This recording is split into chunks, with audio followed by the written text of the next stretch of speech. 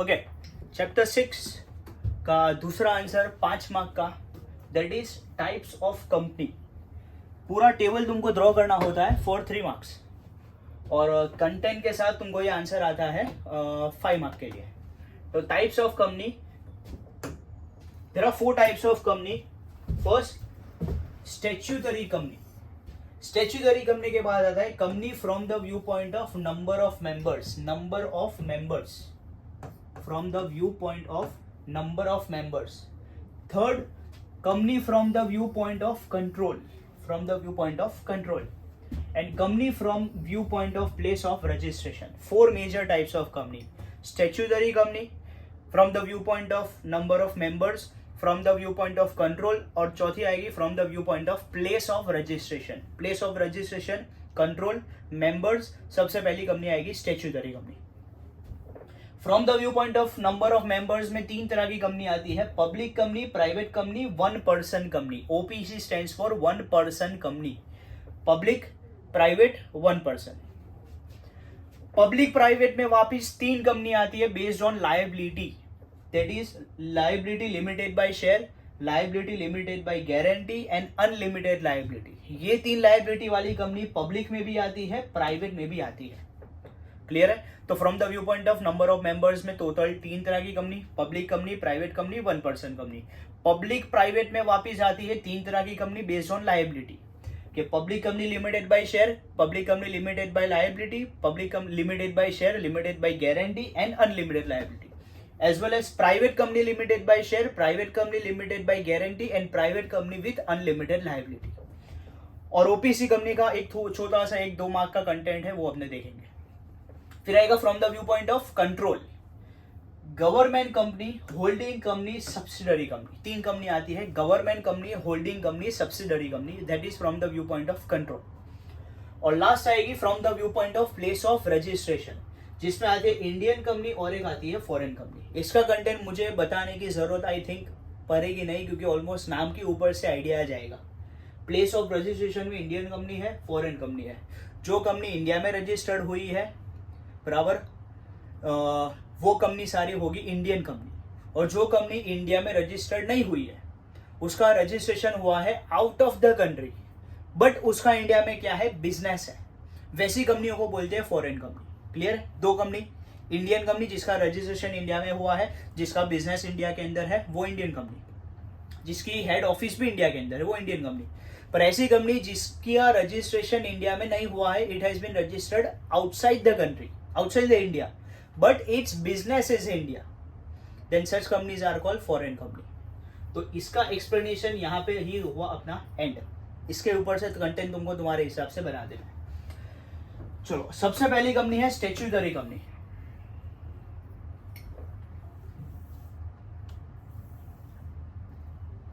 Statutory company definition simple explanation के साथ कि company which came into existence by a special law, a company which came into existence by special law passed in parliament or legislative assembly। एक ऐसी company जो special act पास करने के बाद सीधी existence में आ गई, वैसी कंपनी को बोलते हैं statutory company.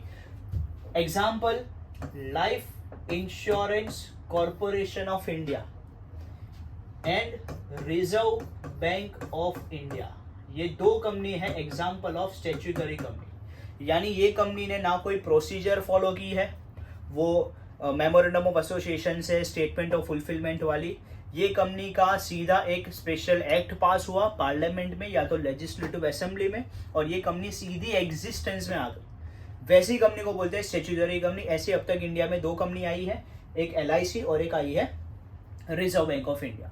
Done statutory company, इसकी कोई टाइप नहीं है। Then comes company from the viewpoint of number of members, जिसमें 3 कंपनी अपने देखी, public company, private company, one person company. Public company, private company, one person company. Public company की लिखनी है अपने को डेफिनेशन कि according to companies act the company which is not private is public, the company which is not private is public according to companies act. ये definition है public company की। तो प्राइवेट कंपनी की डेफिनेशन नहीं लिखी है, पर अपने बना देंगे कि according to companies act the company which is not public is private. Clear? Definition ये तुमको इजी हो जाएगी। According to companies act 2013, in a public company there should be minimum 7 members. कम से कम ये कंपनी बनाने के लिए कितने मेंबर्स चाहिए? 7 मेंबर्स चाहिए। And there is no restriction in maximum number of members. Maximum number of members 200 हो, 2000 हो, जितने भी हो, कोई रेस्ट्रिक्शंस नहीं है। हाँ, कम से कम पब्लिक कंपनी में कितने होने चाहिए? 7 मेंबर्स। प्राइवेट कंपनी की डेफिनेशन लिख ली कि according to companies act the company which is not public is private company. Private company के अंदर according to companies act 2013 minimum 2 members, maximum 200 members. बराबर? 2 से लेके 200, इससे ज्यादा नहीं हो सकते, 2 से कम नहीं हो सकते। चलो, इसकी लायबिलिटी बाकी है। Liability of public private from the view point of liability, जिसके अंदर आएगी एक limited by share, limited by guarantee and unlimited liability. दोनों की लायबिलिटी का कंटेंट ऑलमोस्ट सेम है, सेम ही है। लास्ट में नाम का एक पॉइंट फर्क है, वो अपने देखेंगे क्या नाम का फर्क है। और third company that is 1 person company. Explanation definition के साथ कि according to companies act a company in which only 1 member is its 1 person is its member. पूरी कंपनी में एक ही पर्सन कौन है? उसका मेंबर है। भाई ये सोल प्रोप्राइटर नहीं है, पूरी कंपनी में एक ही पर्सन है जो उसका मेंबर है। And the other person is it's director. दूसरा पर्सन होगा कंपनी में, वो कौन है? वो बोर्ड ऑफ डायरेक्टर है। ऐसी कंपनी को बोलते हैं 1 पर्सन कंपनी।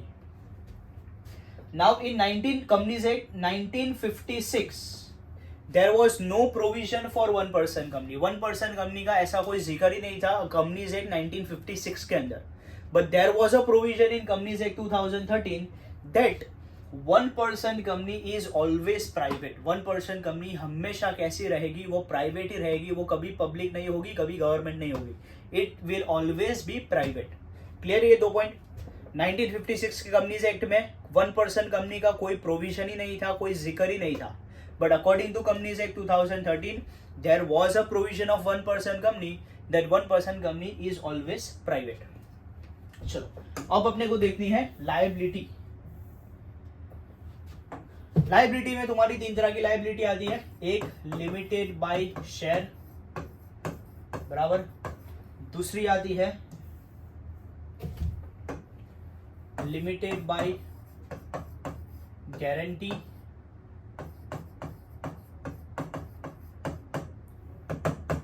और तीसरी आती है अनलिमिटेड लायबिलिटी।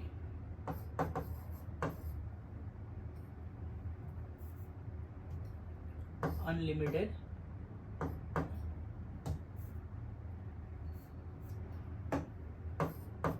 लायबिलिटी। चलो, first limited by share. Company जिसकी लायबिलिटी होगी up to the amount invested by the member. जितना पैसा मेंबर ने लिया है, जितना पैसा मेंबर ने इन्वेस्ट किया है, उतने तक की ही होगी मेंबर्स की liability. Up to the amount और up to the shares held by them. Liability of the member is up to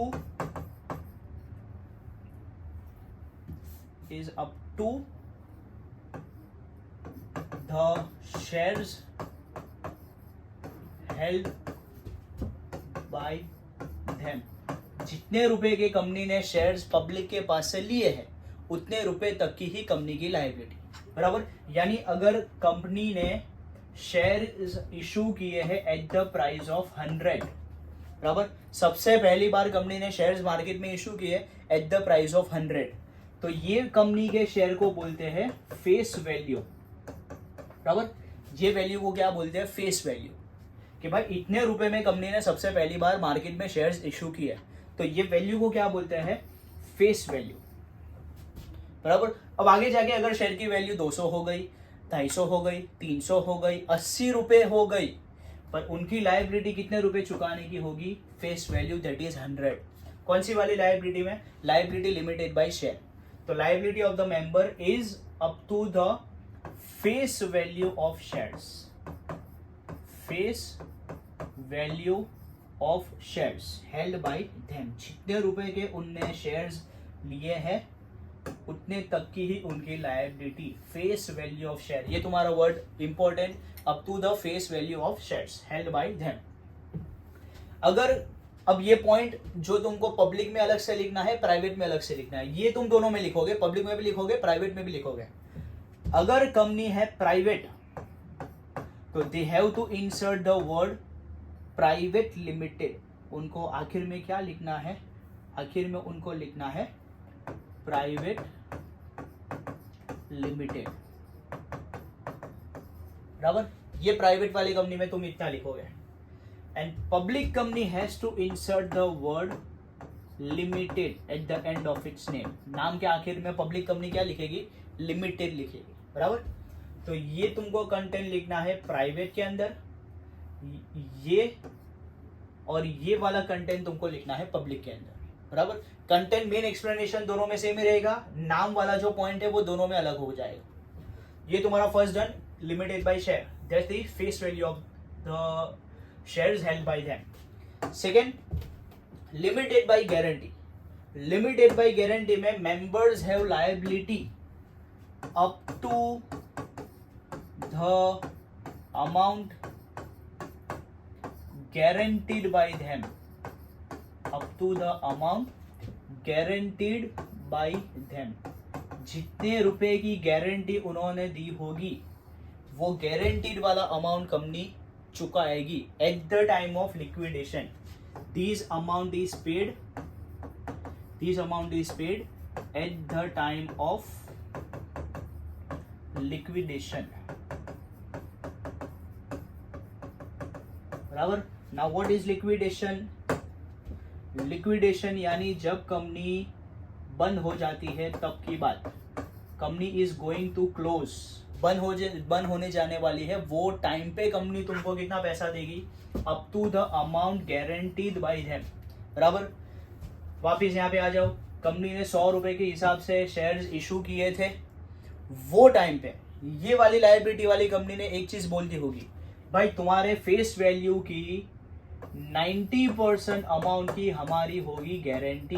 face value की 90% अमाउंट की हमारी क्या होगी? गारंटी। यानी तुम्हारा जो फेस वैल्यू है ना, जितने रुपए में तुमने शेयर खरीदा है, उसकी 90% की गारंटी हम देते हैं।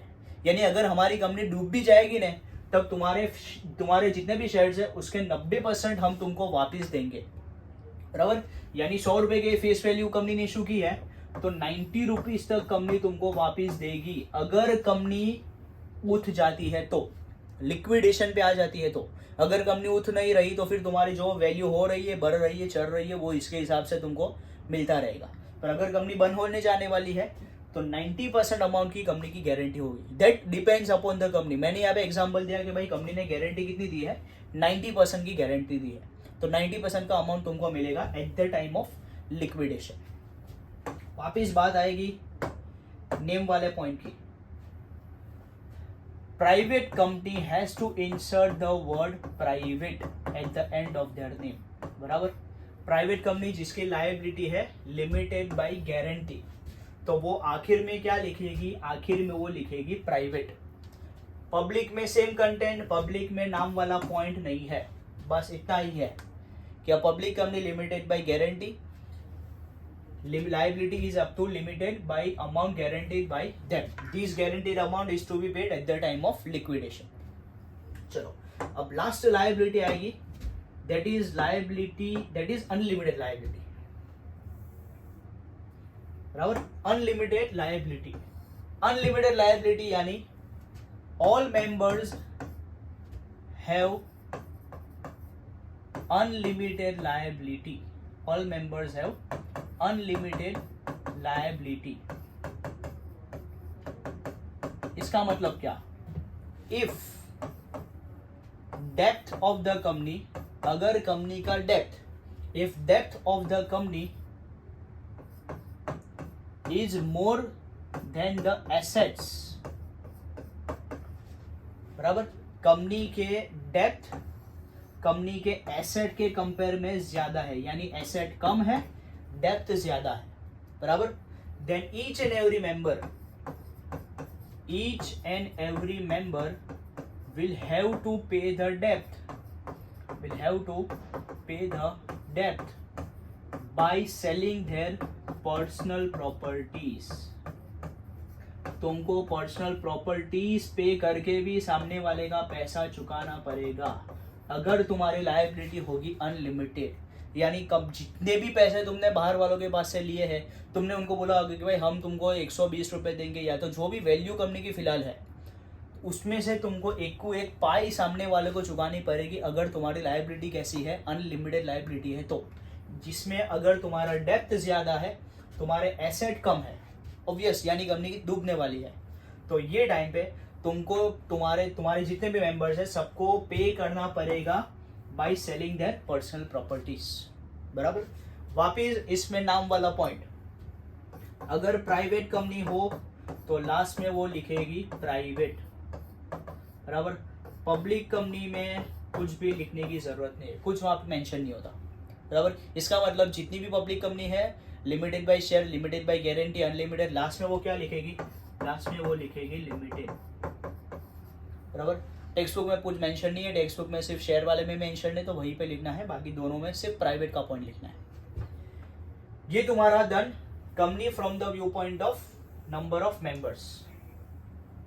उसके बाद थी company from the view point of holding, जिसमें 3 तरह की कंपनी आती है, गवर्नमेंट कंपनी, फिर आती है होल्डिंग कंपनी, और तीसरी आती है subsidiary company. Government company, holding company, subsidiary company. चलो, government company. Government companies are those in which paid up capital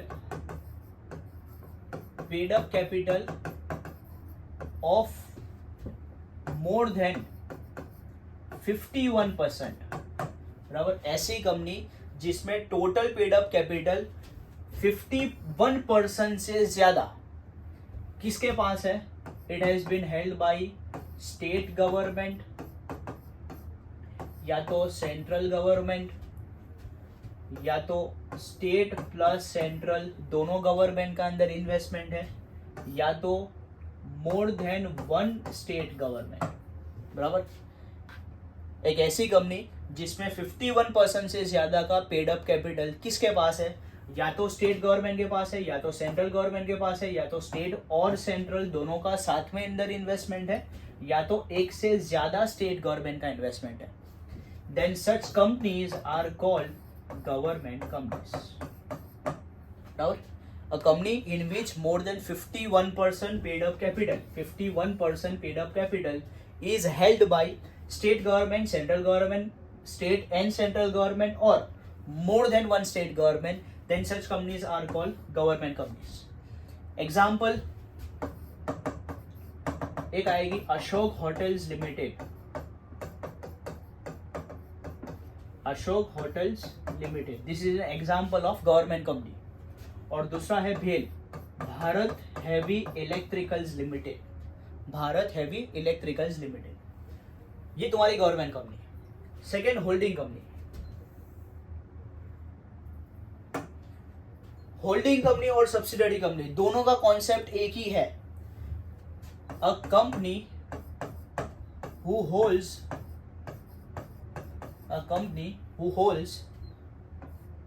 more than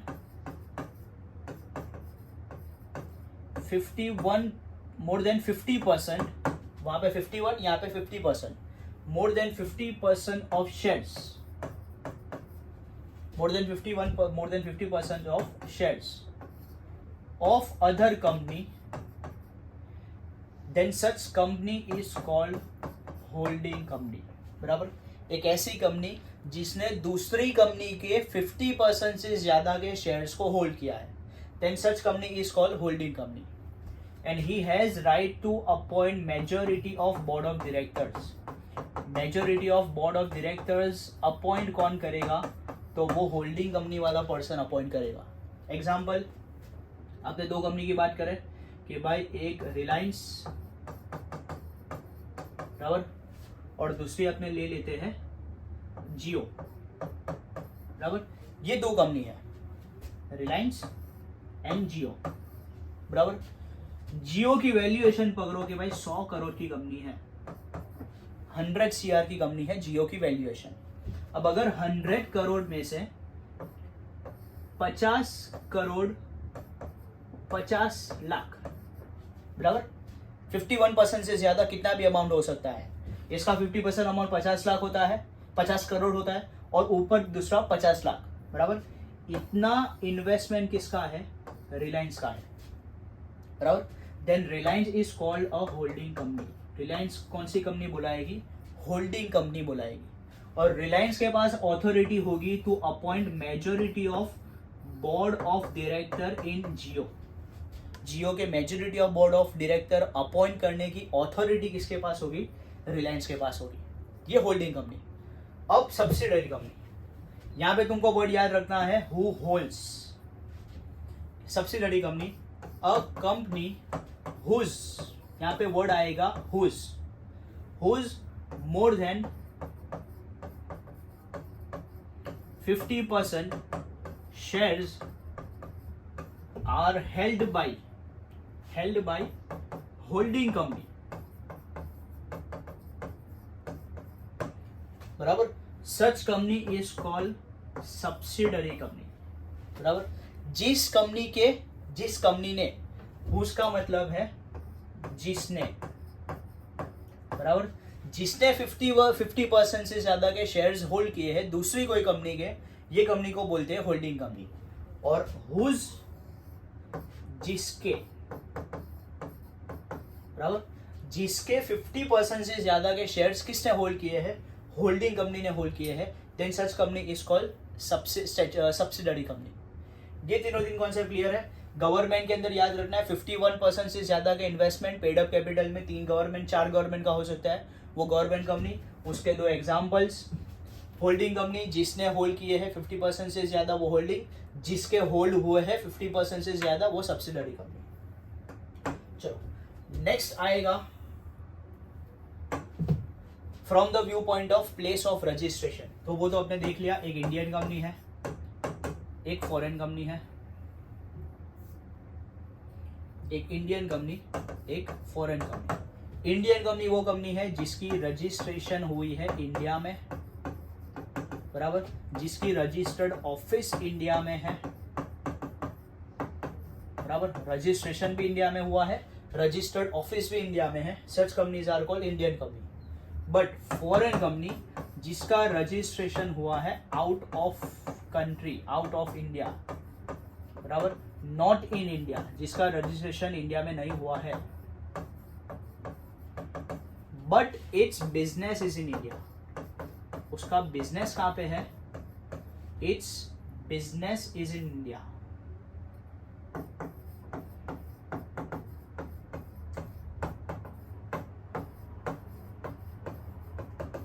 such companies are called foreign companies. चलो यहां पे तुम्हारा पूरा done. The main answers 5 marks. Types of company: statutory from the viewpoint of number of members, from the viewpoint of control, and from the viewpoint of place of registration.